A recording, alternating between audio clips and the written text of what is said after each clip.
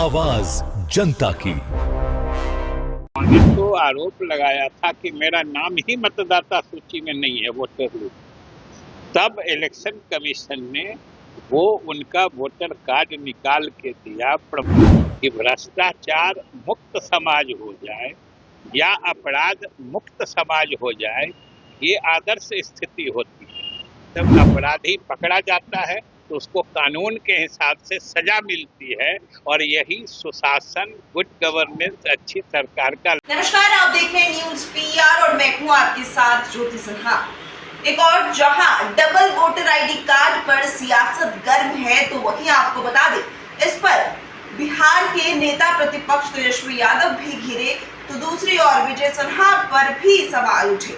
ऐसे में अब विजय चौधरी का बड़ा बयान सामने आया है। डबल वोटर आईडी कार्ड पर विजय चौधरी क्या कुछ कह रहे हैं, सुनिए। बाबा के दरबार में हम लोग चाहिए सब लोग लगभग 4 दशक से ऊपर से आते रहे और इसमें कोई शक नहीं कि ये बाबा के आध्यात्मिक उपस्थिति का प्रभाव कि इस स्थान पर आने से ही मन पवित्र हो जाता है।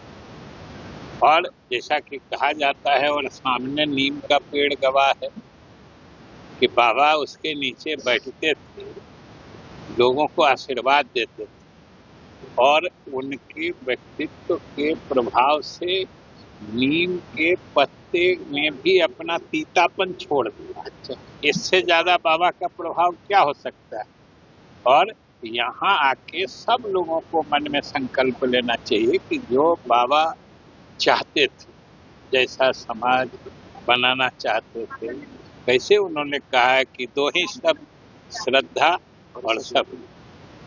हर व्यक्ति को अपने मन में श्रद्धा रखनी चाहिए, सब्र रखना चाहिए।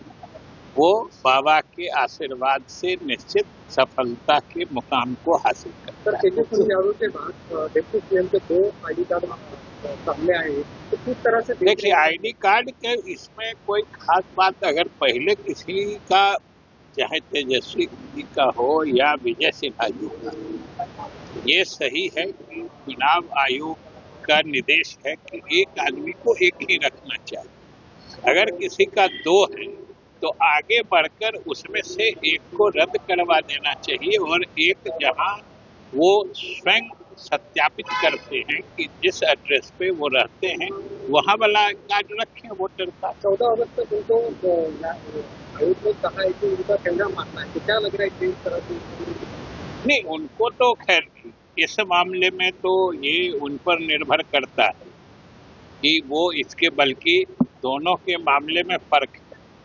अपने वोटर कार्ड का मामला तो तेजस्वी जी ने स्वयं उठाया था ना, विजय सिन्हा जी ने स्वयं नहीं उठाया, उन्होंने स्वयं उठाया है। और बल्कि वोटर कार्ड का मामला नहीं उठाया था, उन्होंने तो आरोप लगाया था कि मेरा नाम ही मतदाता सूची में नहीं है वोटर लिस्ट। तब इलेक्शन कमीशन ने वो उनका वोटर कार्ड निकाल के दिया, प्रमाणित किया कि नहीं, उनका नाम वोटर लिस्ट में है। तब उसको कंट्राडिक्ट करने के लिए उन्होंने दूसरा वोटर कार्ड निकाल दिया। उनका मामला तो इस रूप में बढ़ा था और यह आम बात है और नियमानुसार बात है कि किसी सही मतदाता को 2 कार्ड नहीं रखना चाहिए। उसमें भी जो जिम्मेदार पद पर बैठे उन लोगों के पास अगर 2 कार्ड है तो सही मायने में जो उनका वास्तविक निवास स्थान है वहां से जो बना हुआ कार्ड है रखे, दूसरे को सरेंडर कर दे। ये सीधी प्रक्रिया है। लेकिन विपक्ष को, जो हमारे विरोधी दल है, एनडीए के विरोधी दल, ये सावधानी बरतनी चाहिए कि अभी तक वो लगातार जो पिछले 4-5 महीने से चुनाव आयोग के खिलाफ आरोप दर आरोप लगा रहे, एक भी आरोप प्रमाणित नहीं हो पाए। और चुनाव आयोग एक संवैधानिक संस्था है, बिना किसी प्रमाण के उसके विश्वसनीयता पर प्रश्न चिन्ह लगाना ये कदापि उचित नहीं। सर,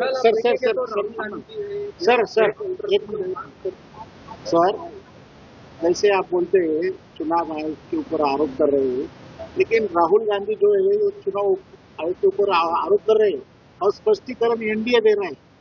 नहीं, वो इसलिए दे रहा है कि राहुल गांधी जी ने जो एसआईआर मतलब मतदाता पुनरीक्षण बिहार में अभी चल रहा है, उन्होंने कहा कि मेरे पास एटम बम है।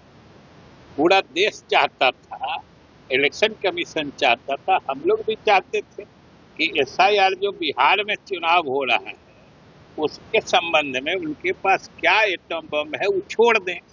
लेकिन आप सोचिए कि जब एसआईआर बिहार में चल रहा है तब कर्नाटक में जहां वर्षों पहले चुनाव हो गए वो उससे संबंधित कुछ तथ्य निकाल के दे रहे हैं। ये आप समझिए ये क्या बात है। और जिस समय वहां चुनाव हो रहे थे उस समय भी चुनाव आयोग ने सारे राजनीतिक दलों को भरपूर मौका दिया था, आज भी दे रहा है कि अगर मान लीजिए कि चुनाव आयोग तो कभी नहीं कहता है कि हम एकदम फुल प्रूफ बना दिए। उसने कहा कि हमारे अधिकारी जाके घर घर सत्यापित करके एक सूची दिए, आप लोग सभी पार्टी के एजेंट हर बूथ पर चुनाव आयोग में रखवाए। चुनाव आयोग कहता है कि आप अपने पार्टी के एजेंट से भी दिखवा लीजिए कि अगर कोई इसमें गड़बड़ है, कोई छूटा है तो आप लिख के दीजिए, हम शामिल कर देंगे। कोई गलत है लिख के दीजिए, हम उसको बाहर कर देंगे। इससे ज्यादा पारदर्शी तरीका क्या हो सकता है। और आपने श्रद्धा सबूरी कहा है, तो जो अभी आने वाले दिनों में आपका एक आने वाले दिनों में हम लोगों के एनडीए गठबंधन की पूरी श्रद्धा है।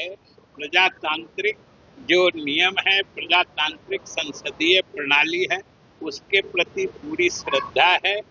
भगवान ईश्वर और साईं बाबा के प्रति पूरी श्रद्धा है और एनडीए के नेताओं में सब्र भी है, इसलिए साईं बाबा से लेके ईश्वर जरूर सफलता। लेकिन सर एक last question sir, last question sir, Maharashtra में जैसा बीजेपी ने खिचड़ी बनाया है, सब भ्रष्टाचारी को आपने साथ लिया है, ऐसी खिचड़ी बिहार में होगी। देखिए एक चीज समझ लीजिए कि बीजेपी हो या एनडीए हो, भ्रष्टाचार को कभी प्रश्रय नहीं देता है। और एक चीज हरदम जान लीजिए कि भ्रष्टाचार मुक्त समाज हो जाए या अपराध मुक्त समाज हो जाए, ये आदर्श स्थिति होती है।